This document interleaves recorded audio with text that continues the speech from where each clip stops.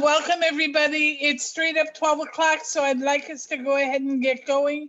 We are expecting a few more people, but they will straggle in. So first I would like to thank our board member, Gail Liu, who arranged this presentation and tour. Our Retirement Association board members are the people who put together most of what the Retirement Association does. So thank you so very much, Gail, for your effort. Oh, you're welcome. Yeah, and now it is my pleasure to introduce our speaker and guide, Dr. Sue Gonda. Dr. Sue Gonda earned her PhD in U.S. and Women's History from UCLA. She taught at Grossmont College, serving as chair of both the History and Cross-Cultural Studies Department and as Academic Senate President. She also taught women's history at the Women's Museum at SDSU for 24 years. She is currently board secretary of the Women's Museum of California and still teaches part-time at Grossmont. She has numerous articles, grants, and awards to her credit. Welcome, Dr. Sue Gonda. Thank you. Thank you. So I am going to share my screen. Let's see.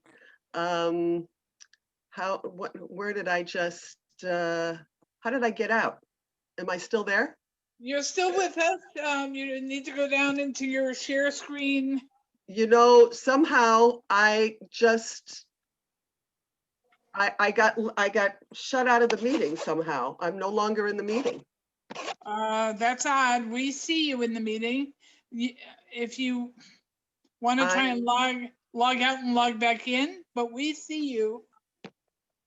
And you're on the list as co-host. Oh, this is so weird. Oh, here, there we go. Got you. I found you again. All right, share screen. No, now let's do it. All right. Okay.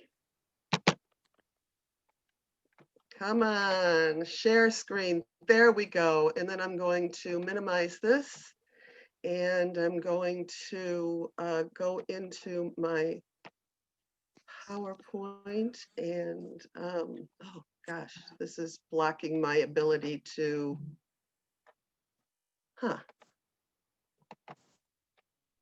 get into my PowerPoint. I've got my controls, hiding my controls for the PowerPoint.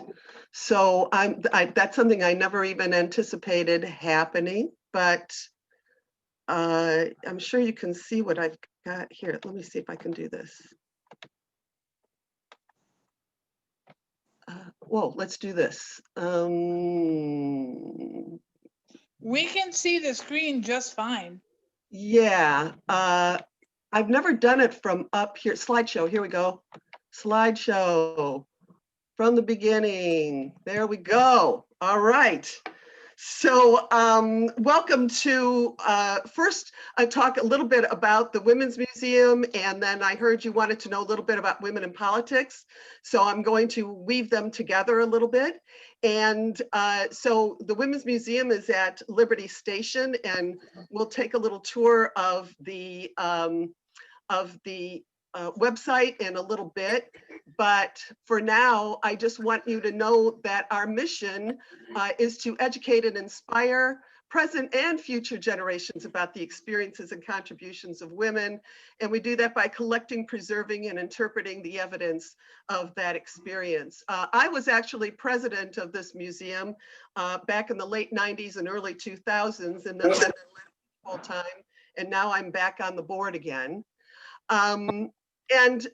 Just a little bit about why we should promote women's history still in the 21st century. And part of the reason for that is that social science textbooks had less than 11% of images and references to specific persons dealing with women, and it hasn't gotten a whole lot better.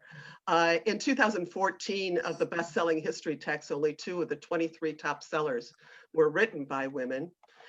And I think that you know this, I don't think I have to tell you this, but that Traditional history is political, military, economic, and it really excludes women and people of color, which is what leads to those statistics we just looked at. And by teaching women's histories, we really help to break down stereotypes. If girls can't see themselves doing anything, then how do they aspire to do anything? They've got to see it and know about it. So if we break down the stereotypes by teaching about women's history, we're enhancing girls' self-esteem and we're increasing boys' respect for girls. They're seeing that women doing things is normal. It's just normal. And just to give you a recent breakdown of how women are portrayed, when you do see them, you can see that most of the time it's about women in the home being domestic. And here is the breakdown of, you know, what else people might read about. The suffrage movement. Well, that's nice, and we're going to talk about that today. But geez, there's so much more that you could talk about, and look at how very little there was. So we still have a long way to go, baby. And I'm going to prove it by making the statement that women would not have won the American Revolution. The United States would not have won the American Revolution without women. That's not an exaggeration. The women were there in so many capacities that if they had not been doing what they were doing, I'm not so sure that the Patriots would have pulled it off. And I've got some historical archives to prove to you what I'm talking about. This was from 1775. In the 10 years before the American Revolution, women were leading the boycotts against Great Britain of all British products because of the irate backlash against taxes and against trying to dominate the American colonies.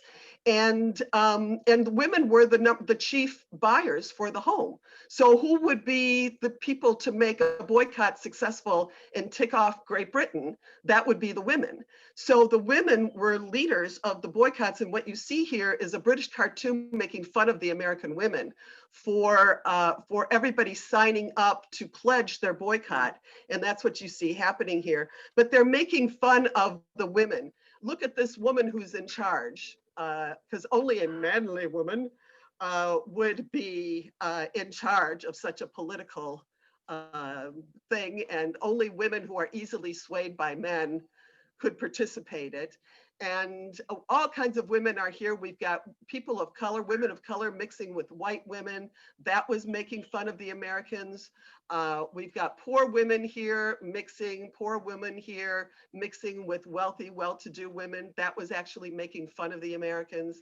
And while women are doing all this political stuff, look what's going on under the table. They're neglecting their real duties as mothers, with the children on the floor spilling the food and the dog, you know, eating the kids' food and so forth. So this cartoon wouldn't have happened if Great Britain wasn't so frustrated by how successful the boycotts were, in that the money dried up going to England. So not only did England not get the taxes they were looking for, but all the money that had been going into England because Americans were buying British goods dried up. So what were women doing during the Revolution? They were doing lots of political things, and I say political with a small p and with a big P. They were maintaining that boycott. They were making things at home to substitute for not having the British versions of them. And everybody complained about the terrible homegrown tea, about the terrible scratchy homespun clothes, but they wore them. They were on the front assisting with the cannons and the weapons. It took 3 people to fire off a cannon, and the women were often running back and forth with the water to wash the cannon out. Sometimes if somebody fell on duty, a man fell on duty, a woman would take his place. They disguised themselves as men, and they were soldiers. They were nurses at the front. They cooked at the front. They were providing supplies for the front. They were at home keeping the farms and businesses going while all the other men were at the front. They were maintaining the families. They were spies. Washington had a huge spy network that involved women, and they were writing plays and poems and letter reporting about the news of the of the war to each other. They were sort of the CNN of the war. So this is also a primary source from the time. So in case you had any doubts that women were actually involved in the war, oh yes, they were. Deborah Sampson disguised herself as a soldier twice and enlisted. She kept getting caught. And she knew exactly what she was doing. She said, I became an actor in that important drama with an inflexible resolution to persevere through the last scene, when we might be permitted to acknowledge and enjoy what we had so nobly declared we would possess or lose with our lives, freedom and independence. She was discovered when she got injured to be a female. She was part of a special forces troops that used to be fast and be able to turn on a dime and do things during the war. The first African-American to publish a book of poetry was Phyllis Wheatley, and there was no one more political but hiding in plain sight than Phyllis Wheatley, who wrote her poems as a slave in Boston. And she ends up publishing her book through the help of a woman in England. And she was very political in that she wrote a poem about George Washington. She wrote a poem about what was going on at the time before and during the Revolution. But she also wrote very subtly about what it meant to be Black and a slave in Boston. And so if during the American Revolution, when that word freedom was being thrown around, nowhere was it more important than, of course, to the slaves at the time who participated in the revolution. And in one of her poems, she says, in every human breast, God has implanted a principle which we call love of freedom. It is impatient of oppression and pants for deliverance. Now, she would not have been published. She would not have been so popular to come and recite her poems in white audiences if they thought that she was somebody who was a rabble rouser or a troublemaker. So she was very subtle, as you can tell from this poem, in her declaration.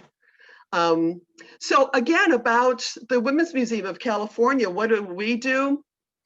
Well, we can talk about COVID times and non-COVID times. In non-COVID times, and even right now, we have a pop-up exhibit in with our gift shop, but we always have museum exhibits. Right now, we have lots of virtual exhibits at our website. You should log on and also see if you've ever seen Sandra Moss on the news over the last few decades. She has done a series called Trailblazing Women, where she has interviewed these amazing women. And so there's some terrific videos. So we have film and oral histories. We've done traveling exhibits. We do presentations. We do have research library and historical archives for folks. We have events and presentations. We're doing them virtually right now, of course. And then when we are in person, we always have students who are interning. And then we also created, and this was one of my babies, to create, beginning in 2002, the San Diego County Women's Hall of Fame. And we induct women every March for that. So just to give you some idea of some things that we've done with our own archives, we have a historic clothing collection. And we had an exhibit about called The Fabric of Women's Lives, because women's clothing is a reflection of who we are in the times in which we live. And women's fashions throughout American history reveal the changing social and political and economic status of women, and technology innovations. So we have some fabulous things in our collection dating back to the 1600s. We had a great exhibit, speaking of traveling exhibits, at San Diego State's Love Library. This is in that hallway that leads to the stacks, and this was called Women Who Paved the Way. And this dress that you see was actually a woman who graduated from, at the time it was San Diego Jose College, but it was the sister college to the San Diego Normal School, which was a women's school that became San Diego State University. And it was a place that trained teachers So the San Diego Normal School became San Diego State. Things that we have in our research archives, we have Lucy Calais' collection. Attorney Nancy Reeves was a pathbreaker as an attorney. Things from the UN Women's Conferences and lots of cool stuff from the Women's Live era, the antique clothing collection. And Alice Park was a suffragist on a national scale who lived in California.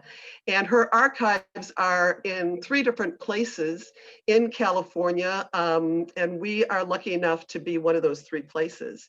And she was involved in not only in the suffrage and peace movements, but in international women. And she was a vegetarian, so she was part of the vegetarian movement.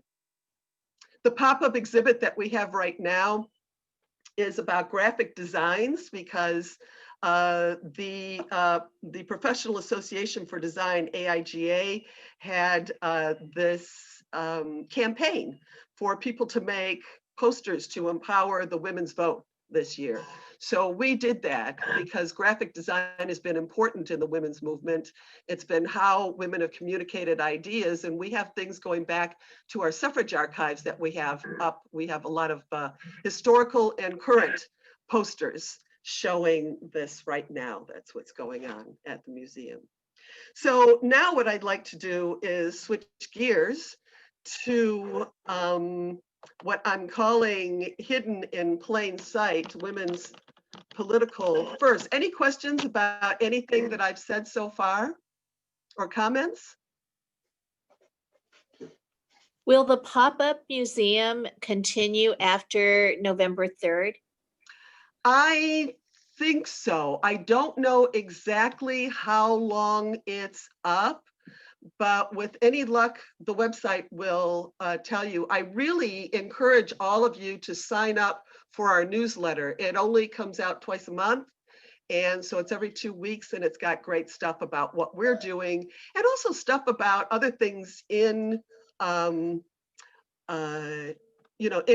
San Diego that you might want to know, or even nationally. So, so that's, I really, you can do that online really easily, and we'll have a little bit of time to do that. So I love these quotes. Barbara Jordan said, "The stakes are too high for government to be a spectator sport. Women have got to get involved." And Claire Sargent lost her election, but I love her quote. "I think it's about time we voted for senators with breasts. After all, we've been voting for boobs long enough." So she had, she was not lucky enough to follow through. But I want to go back to talking about women in politics, to some women you've heard of, and maybe some that you've heard of in wrong ways, and maybe some you've never heard of at all. And Pocahontas, I think, has just been she's such a cartoon in our society that I wanted to bring it back to who she really was. By the way, she was only 22 when she died. And so most of what she did mostly as a child. But what we don't really realize is that her father knew exactly what was going on with the English. He didn't know how many were going to come after those first ships, but her father sent her to be his intermediary. She becomes a diplomat for both the English and for her father, the powerful Powhatan. He was the chief of over 30 small nations. So he was in Virginia. They were the native peoples that the English came upon when they landed in, first landed in what becomes Jamestown.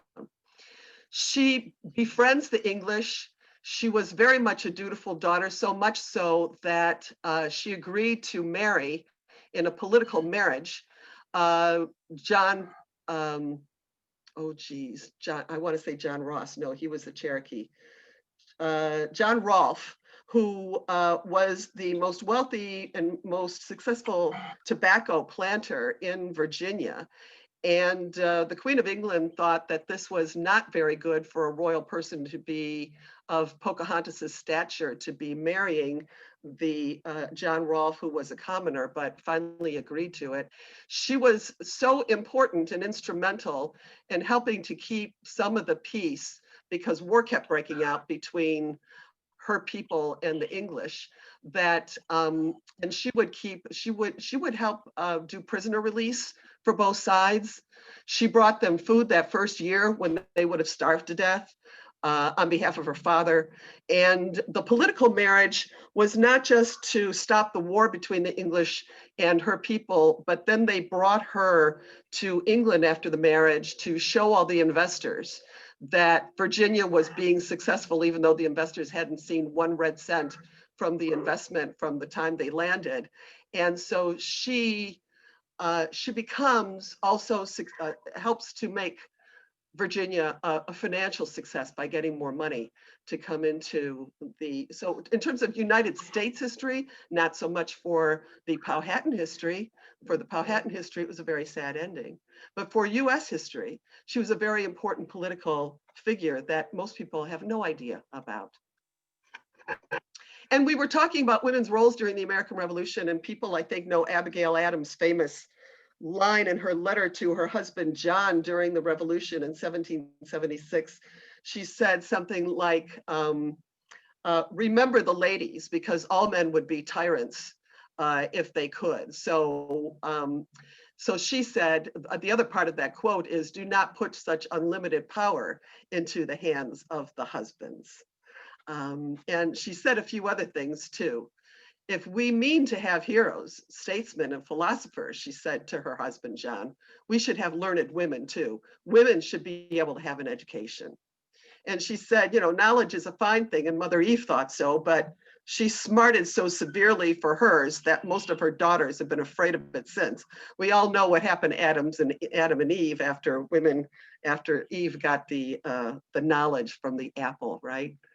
So that's what she was advocating for, was for education for women. And they referred to her as Lady Adams or Mrs. President. And people don't know that not only was she raising her family alone, and 2 generations at that, which a lot of mothers can relate to today, and grandmothers, but she was also maintaining the farm during the Revolution. She was a politician in her own right, and advisor to John before and during his tenure as president. As a matter of fact, John, during the Revolution, he had a terrible way with words and used to tick people off on a regular basis. And it was Abigail, who was such a good statesman, as they used to say at the time, that she used to be able to present her husband's views in a way that wouldn't anger other people and actually polish over fights that would happen between John and the other revolutionaries. And so she really paved the way for John's success as a politician by participating in the political arguments and smoothing political relations. And most people don't know about that. I don't know if you know about how the demand for women's right to vote began. It started in 1848 in a little itty bitty town in upstate New York called Seneca Falls. And there's a museum right there now. I think Seneca Falls Main Street is 2 blocks long. And this is part of what's there, as you can see. And so in 1848, there was a first women's rights convention, and they expected a few dozen people, and actually about 300 men and women attended, including the co-organizers, Lucretia Mott and Elizabeth Cady Stanton. Lucretia Mott was a very, very well-known woman Quaker preacher and abolitionist. And she was very active, and so she really had the skills to bring people together pretty quickly, and Elizabeth Cady Stanton helped her out in this. When they were done, there was a declaration of sentiments of things that they demanded, and 68 women and 32 men signed it. And that was the very first demand for the right to vote. You know, all the other things that were in the Declaration of Sentiments was unanimous, that women should be able to be preachers, that women should be able to get a divorce, that women should be able to have their own money, that it shouldn't belong to their husbands. You know, the list just went on and on. The one thing that was not unanimous was that women should have the right to vote. That was a big fat fight. but in the end it won. Amelia Bloomer, of Bloomer fame, was also a political being, and she and Elizabeth Cady Stanton teamed up to continue doing political publications. One of the things that led them to the publication, believe it or not, was dress reform, because of those corsets and how confined women's clothing was that didn't allow them to have a normal life. And their basic philosophy was free the body and you're going to free the woman. You know, if we're going to talk about women's rights, let's get women out of those corsets. And so the Lily was something that was called a monthly journal devoted to temperance and literature. So it was really anti-alcohol and literature, according to the top of it, but it was really a political, one of the very first women's political publications. And I gave you a primary source advertising corsets. And by the way, they advertised, Warner's Corsets made corsets for little girls, saying you should put corsets on girls and get them ready. So, so you can see their outrageousness at it. So the very dangerous political team of Elizabeth Cady Stanton and Susan B. Anthony began in 1852. It was a 50-year 50-year partnership, political partnership and friendship, and often arguments, long distance and face-to-face. And Elizabeth Cady Stanton was married, had several children, and she was a brilliant legal mind. Her father was a lawyer. And when they met in 1852, Susan B. Anthony and Susan and Cady Stanton, it began this partnership not only to get women the right to vote, which neither one of them lived long enough to see on a national scale, but also for a variety of other rights. And Susan B. Anthony was put on trial in 1873 for voting. And she said, the judge made the mistake of saying, okay, you're guilty, we're fining you. And she said, no, I'd rather go to jail. And he said, no, we're not putting you in jail, you got to pay the fine. She said, no, I'm never paying one single penny of it. And she said, and so now must women, to get their right to a voice in this government, just take it. And I have taken mine, and I mean to take it at every possible opportunity. And so the judge felt a little bit sorry that he gave her the opportunity to talk, but she made the most of it. So one congressman called them the most dangerous political team in America, just to show you how many hundreds of thousands of women that they were able to begin a movement, a women's movement through the 1800s.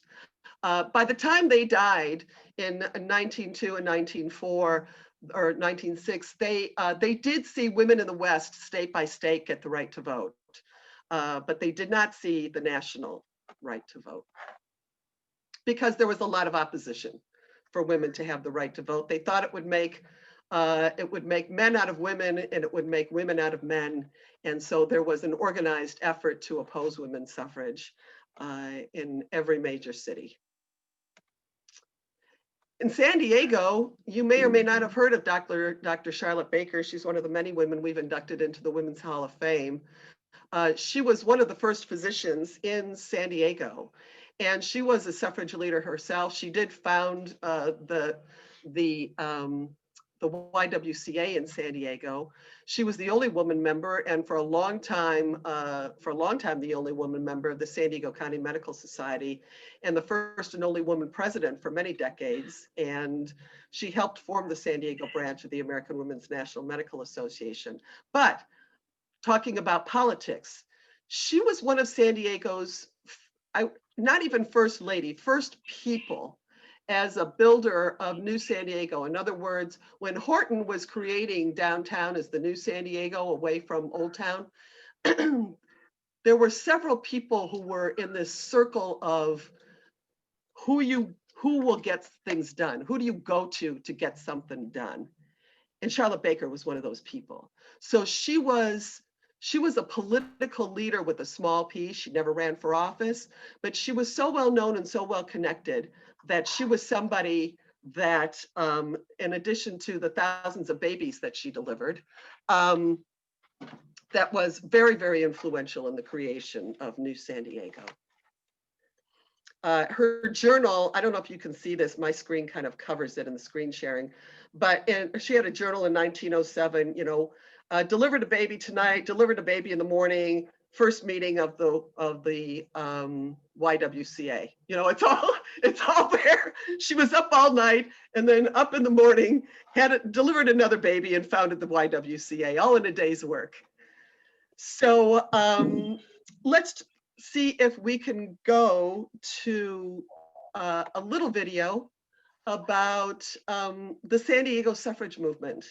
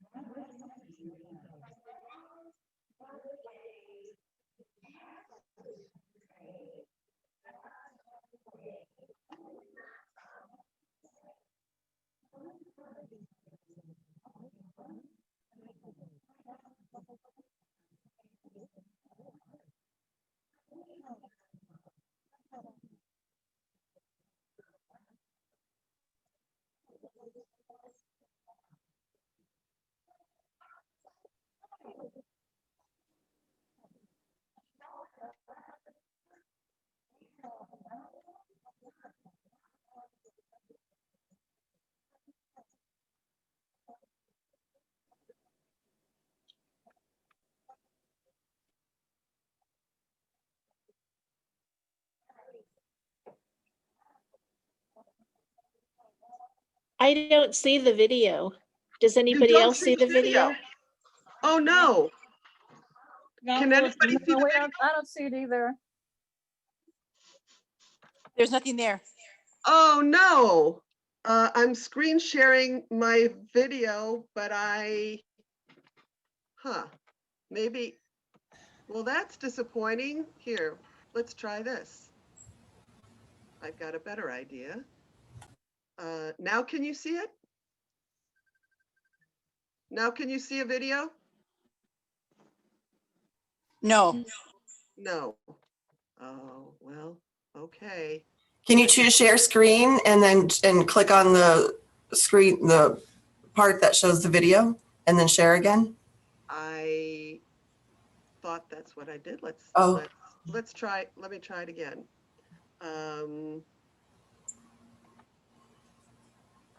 Let me try doing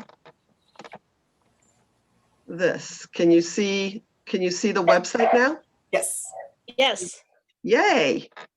All right, and if I do this, can you see it? Yes. Yay.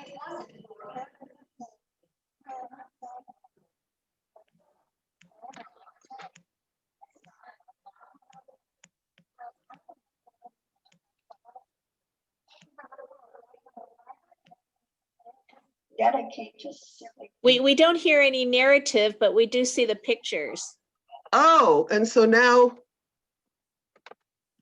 well, I am learning the limits of Zoom.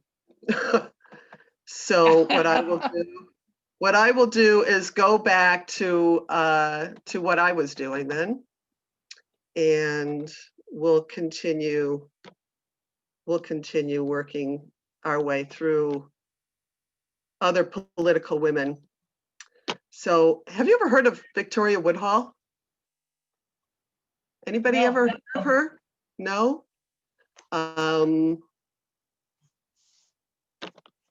So Victoria Woodhull, in addition to being beautiful, was the first woman to run for US president in 1872.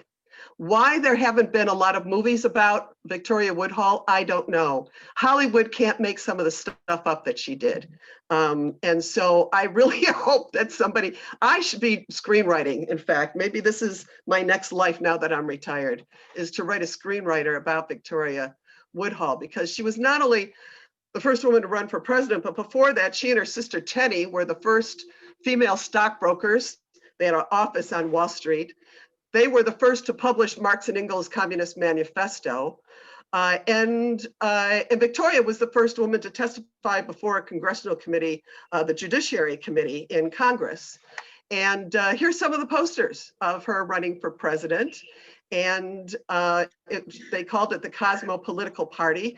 She was in jail on the night of the election because her newspaper had published information that somebody thought was scandalous and should not be, was not fit for the public. What she did was she exposed a scandal of one of the Beecher family members. You know, Harriet Beecher Stowe, her sister Catherine was famous, and her brother Henry Ward Beecher was a Brooklyn preacher that was very famous in New York City.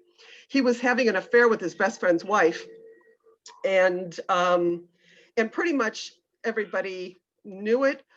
But what Victoria Woodhull did is she published about it, and they considered that publication of her paper to be obscene in the things that she was discussing. So she was in jail on the night of this election. Needless to say, she only got a tiny handful of votes. She did not win, but and she wasn't even in a major party, of course. But very few people know that there was a woman who ran for president in the 1800s, and there she is. And one of the reasons why she was so scandalous is that she was also an advocate of what they called back then free love.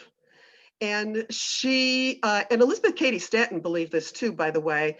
She believed that marriage was almost like at the time, sort of a signature prostitution. What it was is that a woman was not able to support herself. Nobody would pay a woman wages to support themselves. No one would hire women to do work. And so for a woman to support herself, she had to get married so that her husband could support her, which they thought was legalized prostitution. And she said, and not only that, but how many marriages continue when people are profoundly unhappy? And long before Stephen Stills wrote the song, Love the One You're With, she was saying, you know, if you can't be with the one you love, then love the one you're with. And so she, even though she got married a couple of times, she did not live with her alcoholic husband. She ended up living sort of as a single woman. Eventually she divorced and she ends up moving to England and marrying a very wealthy man and living happily ever after as a very wealthy woman. But for a long time, and the reason why she had to do that is she was chased out of the United States because of her beliefs. She was for a while a part of the suffrage movement and she drew big crowds in her suffrage speeches, but because she was advocating for free love too, she got kicked out of the suffrage movement, the wicked Woodhull. And so that's why there's got to be a movie about this woman. Wow. Yeah, Mother Jones is somebody that, you know, a lot of people know there's a publication called Mother Jones, but they don't know that it was named after this woman who was a household name in her own time at the turn of the 20th century, advocating to get rid of child labor and advocating on behalf of unions.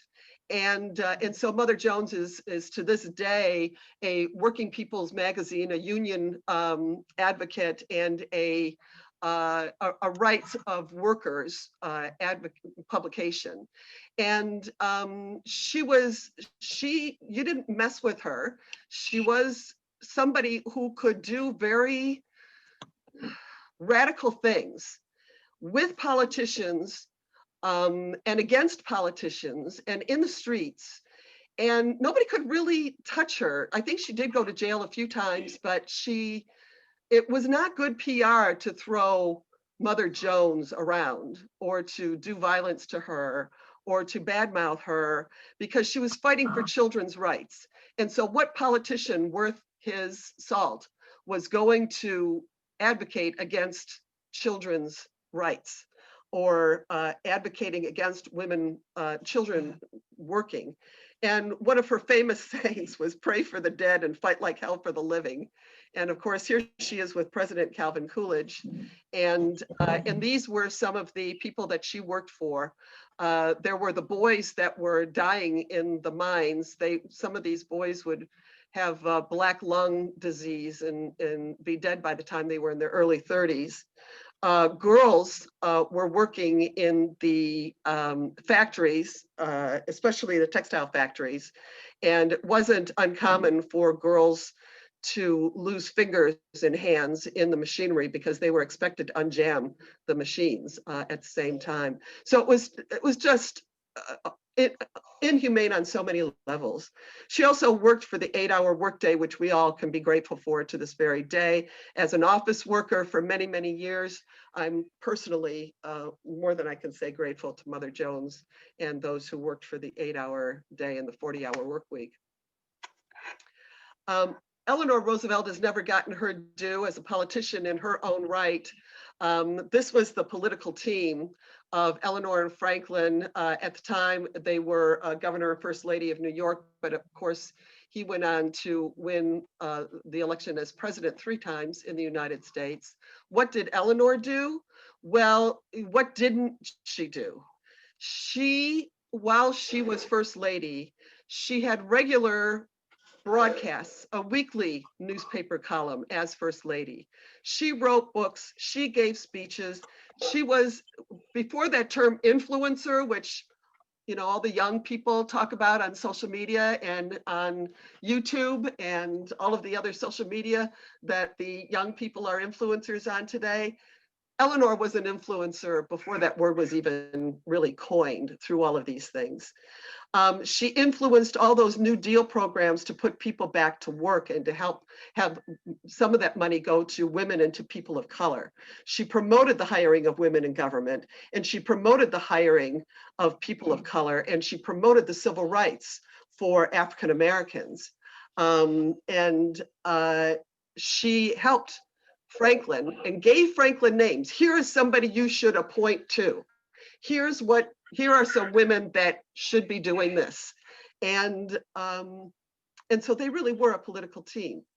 Franklin Roosevelt appointed lots of women to government office as a result of this team. The first woman judge on the Circuit Court of Appeals, the first woman in the foreign ministers. Women from the Women's Trade Union League were appointed every day to different New Deal agencies. And the first secretary cabinet member was Frances Perkins, who was the Secretary of Labor, and she was somebody who had been involved in the Women's Trade Union League. Eleanor was so popular at the end of the 1930s, she was more popular than her husband, that there was talk of her running for president when he died in the middle of his term, for her to fulfill her husband's term of office, because other women in Congress had done that when their husbands had died. On the other hand, the people who hated Franklin Roosevelt also hated her. And with regularity, there were newspapers who would have editorials telling Franklin Roosevelt to tell his wife to shut up. So, but that just goes to show you how successful she was. She was also an incredible team member with Mary McLeod Bethune. Mary McLeod Bethune was an educator. She started her own school with $3.50, and the Bethune-Cookman Institute is still in Florida today. And she founded many, many organizations, some African-American organizations that are still around today. So she becomes a stateswoman within the federal government. She eventually becomes a philanthropist, humanitarian. She called herself a womanist as opposed to a feminist. She was a civil rights activist. She was picketing in the 1950s when the civil rights movement took off. There was what some people called the shadow cabinet, some people called it the black cabinet. There were African-American leaders from throughout the United States that were advisors to the president. And she was the leader of that cabinet, of the black cabinet. And together, Eleanor and Mary McLeod Bethune really increased the visibility of both women and African Americans in the United States during the 1930s. So political with a capital P, I have to talk about Martha Griffiths because her story is something else that should be a movie, and I don't know why this hasn't been made. She was representative between 1955 and 1975, and one of the most famous years of her serving as a congresswoman was in 1964, when the Civil Rights Act was being debated, and Representative Howard Smith of Virginia was fighting hard to make sure that it did not get passed. And what he decided that he wanted to do was to add women to the Civil Rights Act, so that civil rights would encompass not just race, but also gender. Now, in the meantime, Martha Griffiths wanted to add sex to the act as well. But she realized something really smart, and that's that when she heard people grumbling when Howard Smith wanted to add sex to this, act, that she decided not to introduce it herself. She decided to let him do it. And the reason why he wanted to do it is because he was convinced that if he added women to the Civil Rights Act, that for sure it would fail. That if it was not just about race, that it was also about gender, that he would kill the act. And it backfired on him. When he introduced it, laughter broke out, and it took a long time for the laughter to die down. And that's where you see the quote here, where she stands up and she says, "I presume that if there had been any necessity to point out that women were a second-class sex and need to be in this act, the Civil Rights Act, then the laughter now would have proved it." And so if there was any argument about adding women to it, their own laughter shut down the argument. And so it backfired on him. And we all know the Civil Rights Act of 1964 passed. So, and she did so much more. She also was pivotal in making sure that the Equal Rights Amendment got into the steering committee and was passed while she was in office. So a little bit about the ERA is that it was introduced, it was created immediately by Alice Paul, who was in the radical wing of the suffrage movement in the National Women's Party. They proposed it right away. And they kept that alive from 1920. 1923, I think, was the first time they brought it to Congress. And there were people keeping it alive for decades. And so I used the example of this woman named Isola Doty, who took part in the 1981 campaign to ratify the ERA after 70 years of activism for women's rights. Alice Paul herself lived to see the 1972 introduction, thanks to Martha Griffiths, when it passed in Congress. And basically what it just says is equality of rights shall not be denied by anyone in the United States on account of sex. Doesn't say very much more. One of the biggest political leaders in the United States today, she is still garnering, getting women to and Latinas and Latinos to vote in this election, is Dolores Huerta. Everybody knows about Cesar Chavez and Cesar Chavez Day, so it grinds me a little bit that it's not Cesar Chavez and Dolores Huerta Day, because the two of them co-founded the United Farm Workers. He was the president, but she was the chief negotiator. She's the one who organized the grape boycott. She's the one who went to the grape growers and negotiated the contract for people to have pay, for people to have a break, for people to be able to go to the bathroom.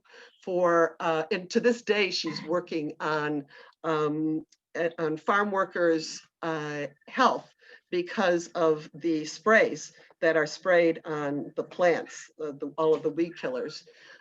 So she has been an advocate of women's rights, Mexican-American rights, workers' rights. We could do a whole course on just Dolores Huerta. Pension funds, credit unions, service centers, educational radio in Spanish. She's received 6 honorary doctorates from American universities, and she's still working to this very day. Woman man killer, and don't be fooled by that last name. That's an ancient Cherokee name for the man who stood behind to guard the women and children when the warriors were off away from the village. So she became the first female chief of the Cherokee Nation, even though the Cherokees for a millennia have been a matrilineal, matrifocal society where women always shared power with men, but there had never been a male principal chief of the Cherokee Nation until 1985. And she transformed the Cherokee Nation from one that was where people were dying on the reservation to, excuse me, excuse me. Oh, had to get that sneeze out, I'm sorry.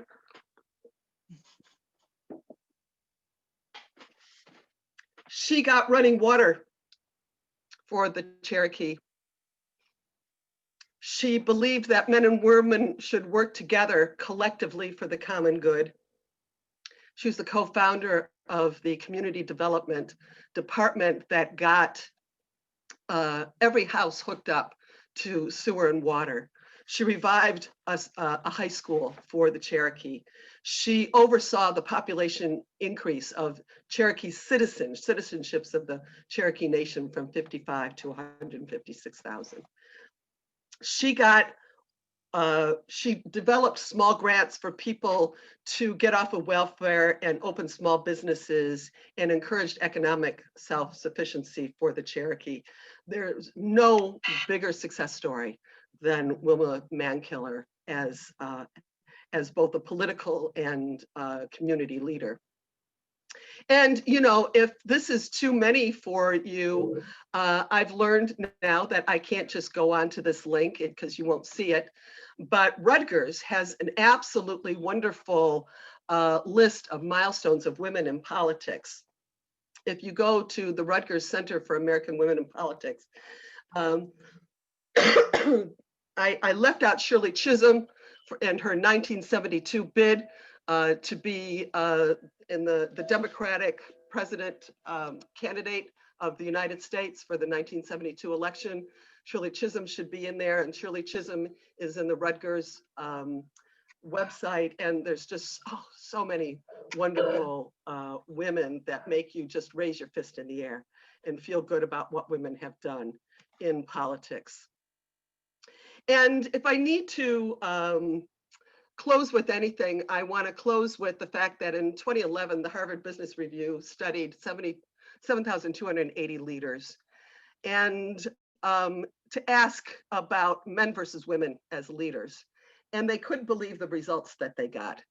Two of the traits where women outscored men to the highest degree really have always been thought of as male strengths: taking initiative and driving for results. They said that women scored at the top as leaders in these two things. And there were more males in the study than females, by the way. And the higher you go for who they were as, you know, administrators, CEOs of companies, you know, the higher you go to their level, the higher the score for women in those categories. And at the highest level, 78% of the managers were men, and they were rating women as better at taking initiative and driving for results. So if we need a reason to elect women to office, there you have it. At every level, more women were rated by their peers, their bosses, their direct reports, their other associates as better overall leaders than their male counterparts. And the further up you go, the more that is true.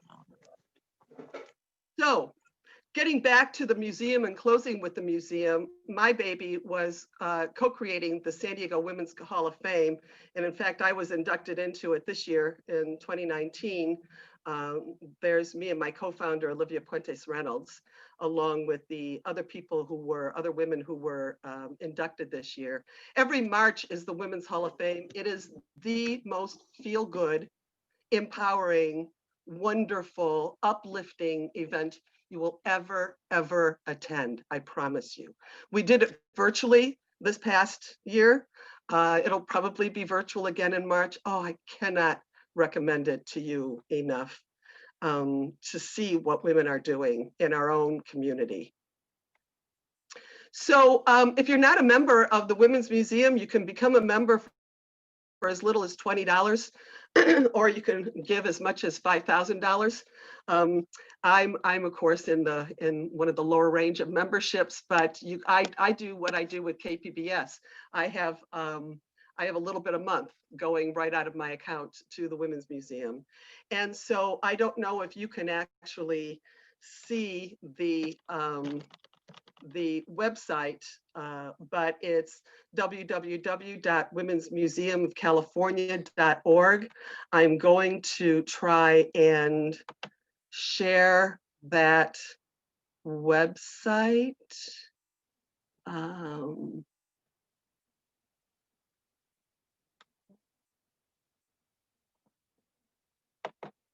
No, that's not it. I'm not seeing it. Somehow I ended up not going, oh, wait. Women's Museum of California. So where's Women's Museum of California here? I think I shared the link earlier in the chat, but I can reshare it as well if Did you'd you? like. Okay. I just wanted to show it to you. And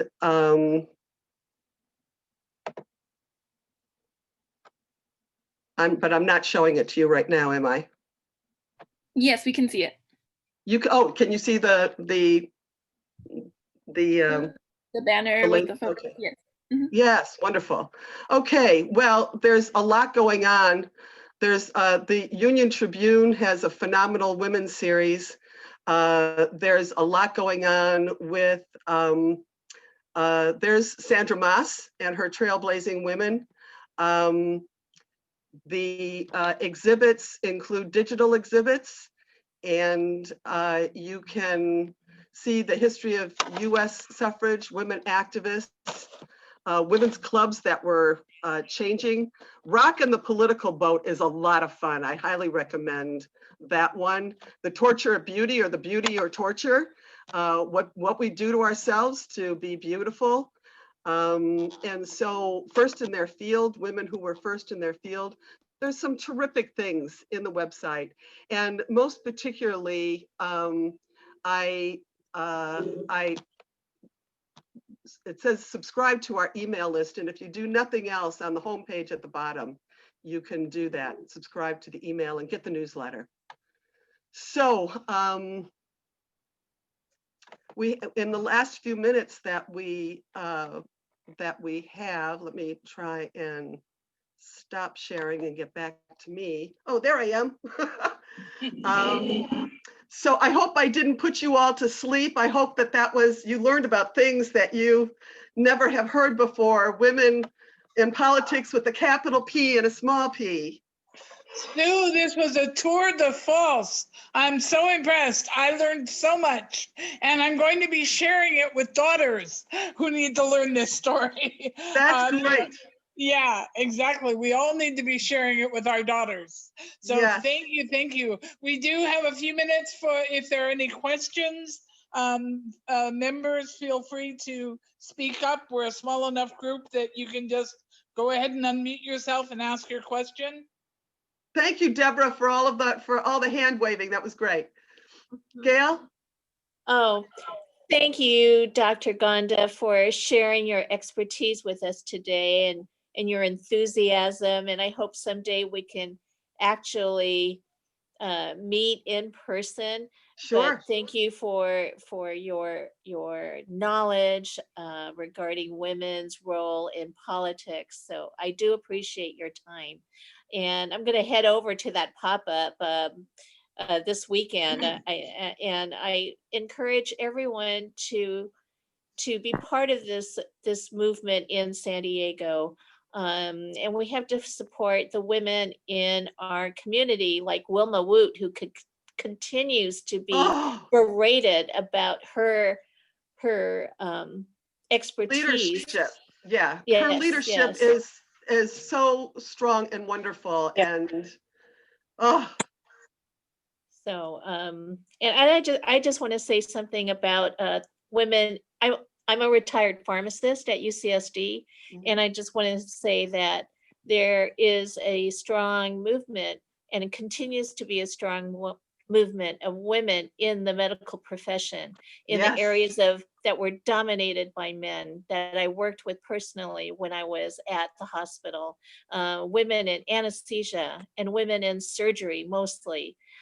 So they are banishing the ideals of men dominated areas here. And Yes. in pharmacy, just to speak personally of pharmacy, in the 50s and the early 60s, most pharmacists were men. And now it's about 50 to 75% women who are now enrolled in pharmacy school. That's So I just awesome. want to put a Yes. plug in for that. I do believe, I think the statistic is that 52% of the applicants to medical school now are women. I work at the Skaggs School of Pharmacy, and the women far outnumber the men in the student classes. Dr. Gonda, do you have any comments in regards to the vice presidential candidate, Kamala Harris? Well, just that, my comments are as a historian. It's absolutely a wonderful historical moment for all women to have Kamala be the vice president. And geez, I hope that opportunity, we finally get to have a woman in one of the top spots, just for that reason alone, and for it to be a woman of color and a woman also of mixed race heritage is just, that's very soon in the millennial and post-millennial generations. There is something, it's almost 50% now of the young people identify as non-white or as multiple races. So this is absolutely wonderful. If you look at the Pew Research for the millennials and post-millennials, to have a woman in this spot and a woman of color in this spot and a woman of mixed heritage in this spot and a woman with her expertise as the Attorney General and then having Senate experience is just absolutely fantastic. I mean, on all the levels of who she is. And referencing again the study that you mentioned, that women are better decision makers. Yes. We'll Yes. be happy to have a woman's voice at the top level. Yes. And it should, I want to show girls that research, that study from 2011, because, and I gave a talk to college leaders saying, look, don't even think that you can't do something. You can do it, and you probably can do it better than most of the people around you, and men may actually think you're doing it better than they do. So it's just something to give the women, the girls, that confidence, and to let the boys realize that that's normal. It's okay, it's normal. Yeah. Members, do we have any other questions? Yes, I do. Fran, go ahead. Yes. Lastly, Sue, I didn't think to include Mary Gott and JP and Olivia with today's talk. So when Suzanne posts this, I'll forward it to them. Great.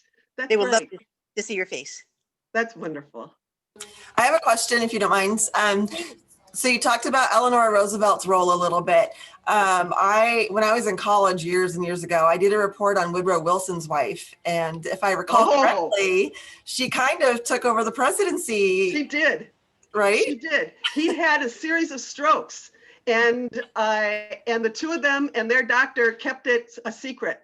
And so, yeah, she was the president for all intents and purposes until the end of his term. Absolutely. And how long was that? I don't know. It was probably 1.5 years or 2 years, something like that, of his last term. That's amazing. So we've already had a female president. There you go. There you go. Okay. All right. Well, we'd like to thank you so much. So here's my more. comment about that. Why didn't they do that with Ruth Bader Ginsburg? Right. Did they have to tell everybody that she died? Couldn't they have waited? Yeah. Hello. Although she's Jewish and she had to say right away, but still. Can I answer that question? Mitch McConnell is the boss of our president and the Senate, and he pushed it through because he wanted a completely conservative, I Yes. call that conservative. He wanted a right-wing, anti-abortion, Yes, because the et president is cetera, et Republican. cetera. As, Yes, as for I know. But I was making a joke about the fact that it's too bad that we couldn't keep it a secret that she had died so that this wouldn't happen. I totally You agree. know what my friend Phyllis Ingram said? It's Hmm. too bad she couldn't have lived a few months longer. That's right. Yeah. That's You know Ann Hochberg? Ann Hoiberg, yes, I do. Yes, she's on the board. She's president of the board of the museum with me. Yes. Yes, I know her for Yes. many years. Yes. And I've been to the League of Women Voters meetings where I'm active in that, where she's spoken. Yes. And she and I share the same fault. She That- doesn't know when to stop talking. and we love your women's museum at Liberty Station. We bought scarves there. Yes. That's great. That's great. So this has been recorded. Can I see it? Can I get a link We too? will send it out to you tomorrow. It will, YouTube, the Retirement Association has a channel on YouTube. You just search UCSD Retirement Association and we will have it up tomorrow. So again, Wonderful. with our thanks, Can I ask really. a question? Is there anybody listening that has been to Val-Kill, the Eleanor Roosevelt home where she lived apart from FDR? It's on their property in upstate New York. Yeah. I've been there, Yeah. and she is absolutely the most remarkable woman. And I tell you that her mother-in-law, Sarah Delano Roosevelt, would be turning over in her grave That's to right. know how her daughter-in-law has achieved in her life. Yes. All Yeah. right. So I do need to go. So thank you, everybody. Thank you so very for much, inviting Dr. me. Gonda. Thank you. Take Thank care. you, Bye-bye. Dr. All Gonda. right. All right. Bye.